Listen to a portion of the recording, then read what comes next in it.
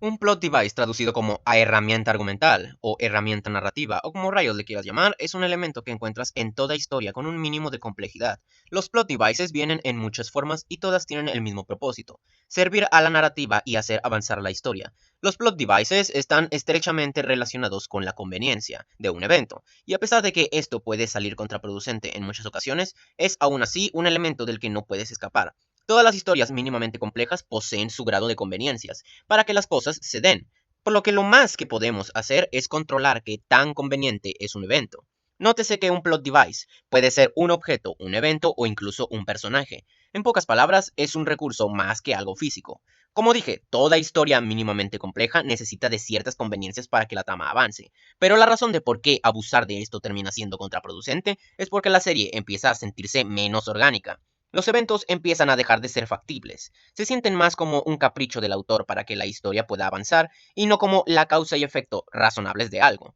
De este modo, estamos hablando de escritura floja, escritura en la que el autor no le puso mucho esfuerzo para pensar en una resolución creíble y lógica. Como digo, las conveniencias ocurren incluso en la vida real.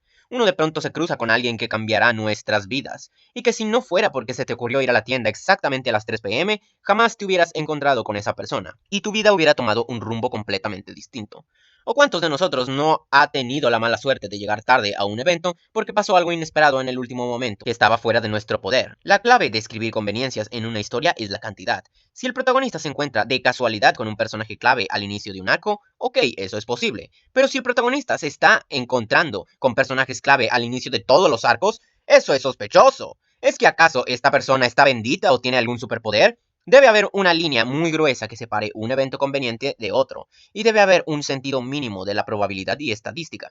Si a un personaje le pasa algo un par de veces, es entendible, pero que le pase un montón de veces ya es ridículo. Uno de los tipos de conveniencia argumental más famoso que existe es el Deus Ex Machina. Un Deus Ex Machina es algo que soluciona un problema, pero tiene sus especificaciones para que algo sea considerado un Deus Ex Machina.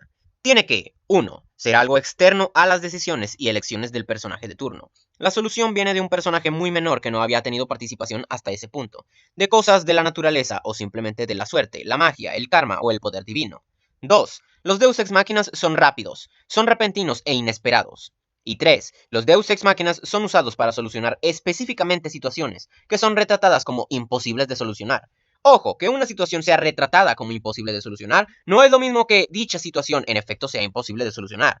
Hay situaciones así que pueden ser solucionadas usando el sentido común y eso no cuenta como Deus Ex Machina, sino como todo lo contrario. Es una escritura digna de un aplauso.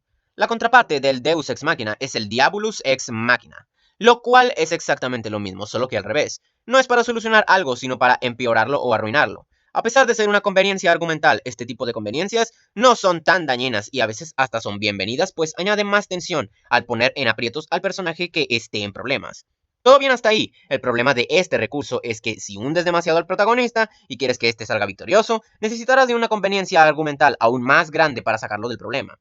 Si planeas que el protagonista no salga del problema, cuidado con no hacerlo muy obvio, pues puede resultar en un escenario de factor shock que no consigue mayor catarsis en la audiencia.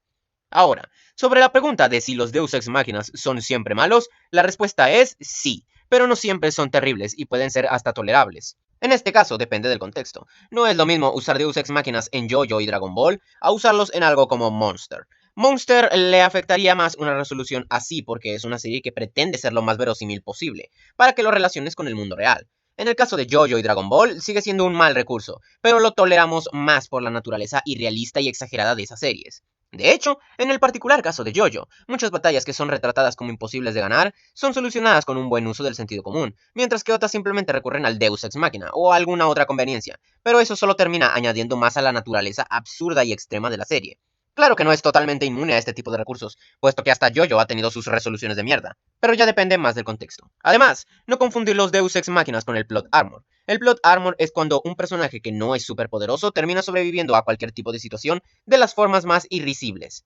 El Plot Armor no tiene nada que ver con un giro abrupto e inesperado. Solo tiene que ver con que un personaje está protegido por el autor, otorgándole demasiada suerte. Y por ende es otra conveniencia y otra forma de destruir la tensión, el drama o cualquier otra cosa que requiera plausibilidad. Los Aspools son otro tipo de plot device conveniente. Muchas personas suelen confundirlo con el Deus Ex Machina, pero el Aspool es de hecho incluso peor y bastante diferente. El Aspull tiene que ver con revelaciones sobre algo que nunca se anticipó en la historia, y que es notorio que el autor no planeó, o que fue incompetente en integrarlo bien a la historia. Cosas del tipo, X personaje ahora puede hacer esto porque este no sabía que era hijo de un clan mágico. Es un tipo de información que no estaba disponible hasta ese punto de la historia y que era imposible de deducir. Y aparece solo para forzar un giro argumental, para choquear a la audiencia o porque de otra manera la trama ya no tendría forma de avanzar. O en otros casos, es un recurso barato para añadirle emoción a un show que la ha perdido. Es una de las formas más flojas de integrar elementos a tu historia, y este tipo de cosas es lo que hace tan importante construir de forma lógica tu mundo y anticipar ciertas cosas. Durante todo el video he hablado de cosas que no se anticipan y que suelen salir de la nada, pero adivinen qué, algo anticipado y establecido puede ser igualmente una conveniencia argumental. Por ejemplo, la habilidad Zenkai de los Saiyajin que hace que incremente su poder cada vez que se recuperan. Podrá ser algo que fue explicado en la serie, y podrá tener su propia pseudológica detrás, pero eso no quita que sigue siendo algo conveniente. Y ya ni hablemos de las semillas del ermitaño. Si algo está establecido solo para que ese algo pueda fabricar elementos o escenarios convenientes para los personajes, es un plot device y una conveniencia argumental. Es mucho menos dañino que todos los plot devices que mencioné en el video, porque por lo menos tiene su justificación, pero sigue siendo algo que puede trabajarse de otra forma y que merma a la serie de ser mejor. Mientras más accidentales parezcan las conexiones de los eventos en tu historia, más real se sentirá.